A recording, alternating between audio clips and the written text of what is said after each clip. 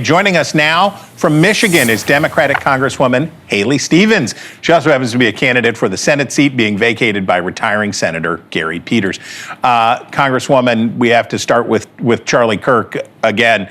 You, along with almost every Democrat nationally, in the moments after the murder, condemned political violence, offered condolences to his family and his supporters.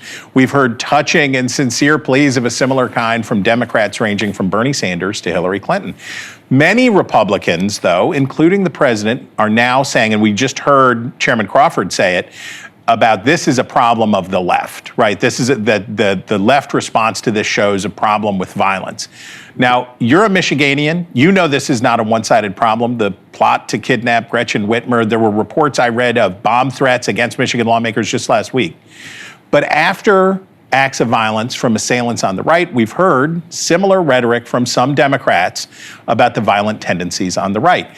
So how do we ever break this cycle, right? How do we ever get out of this cycle as a country where each side can only see the problem on the other side? Yeah, I want to be a part of that solution. To taking the temperature down and to calling out this level of violence that we've seen just seemingly increase. The event of this week, this tragic murder, assassination before America's eyes, is heartbreaking. It's unacceptable. It's alarming. And we need to do better. We need to call out violence. We need to get a better understanding of what led to this. I still have a lot of questions, but more so, Chris, I want to be a part of the solution here in terms of tackling violence, political violence, because, of course, for public figures, it's alarming, but it's also alarming for people who want to participate in our political process, who want to go to events and hear from public figures or elected officials and the like. Okay, now down to business. Many in your party were furious back in March when Senate Democrats went along with the short-term funding deal and have vowed to force a shutdown this time. But others in your party want to use this moment and this month's deadline to get Republicans to agree to extend health insurance tax credits, the ones I was just talking to Chairman Crawford about. Where are you on this, on the shutdown versus deal? How do you think about the coming confrontation? Yeah, I can tell you where I am as a representative of Michigan and someone who wants to see the best deal get done for the unique needs of my incredible state, one of just a handful of states in this country whose GDP is driven by manufacturing. It is our highest employer in our state. And, we need some relief from erratic tariffs that are hurting small businesses who I spent this summer hearing from on my Made in Michigan tour as I was campaigning across my state. Certainly rising costs is on the mind of everyone, and we can do something to work to lower costs. And I think we need to see that get done. But I just know Michigan in this moment, needs to be heard, and that's what I'm going to make sure gets done. Okay, you were among those Democrats who have, since the October 7th attack, been clear about what you see as Israel's right to defend itself. And after the U.S. attack on Iran, you spoke about the need to keep Iran from getting a nuclear weapon. But as the humanitarian crisis in Gaza deepens, other pro-Israel Democrats have been voicing increasing concern. I took note when the hawkish Adam Smith, ranking Democrat on House Armed Services, said he wanted to put limits on the sale of offensive weapons to Israel. That seemed like a signal moment for me.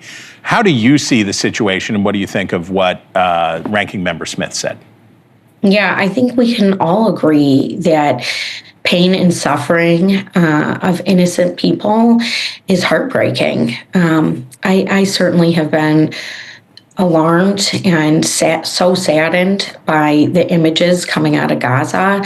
As a member of Congress, I have voted every chance I could get to support humanitarian aid. I do think that Israel and the United States can work together in that regard. And I would also just say, I think we can all agree that the long-term goal here is is a lasting ceasefire where, Hamas does surrender, where we do see the hostages come home. That continues to be a heartbreak, and this has gone on too long, and a lasting ceasefire can get to lasting peace for the people of Israel and people in Gaza. Okay. This is an issue that has notably roiled your next race. You are definitely I'd have to call you the front runner. You're the most prominent Democrat in a competitive primary to replace Gary Peters. Your opponents, particularly former Wayne County Health Director Abdul El Sayed, the self-described socialist, I think he's backed by Bernie Sanders. They have made a great deal out of your pro-Israel stances, answers like the one you just gave. This is a division that Republicans are very happy about. I noticed Karl Rove, none other than Karl Rove, wrote in the Wall Street Journal and said that Mike Rogers, who is the likely Republican nominee there, could end up winning this seat thanks to a divisive and expensive Democratic primary. This is something that we saw play out in the Democratic presidential primary in 2024 with the uncommitted movement. Michigan really has been the center of this fight, and now there you are. Tell me why you think Karl Rove is wrong. Well, look, I can tell you how I'm campaigning, and certainly the race that I'm building, which is that Mike Rogers says that he wants to rubber stamp Donald Trump, and that's not going to cut it for our state. We need a deal maker for our state. This is going to be the chief lawmaking role, and I've got the receipts on that front. I was just named the most effective House Democrat for Michigan, one of the most effective Democrats in the Congress. I have a track record of putting up my hand for the state of Michigan over and over again in these uncertain moments, particularly from the time period when I was working in the Obama administration on a bipartisan initiative to save our auto industry, save hundreds of thousands of Michigan jobs. I've delivered on the CHIPS and Science Act, where I played a lead role in getting that legislation done. And I'm going to tell you right now that is what Michigan needs in the United States Senate.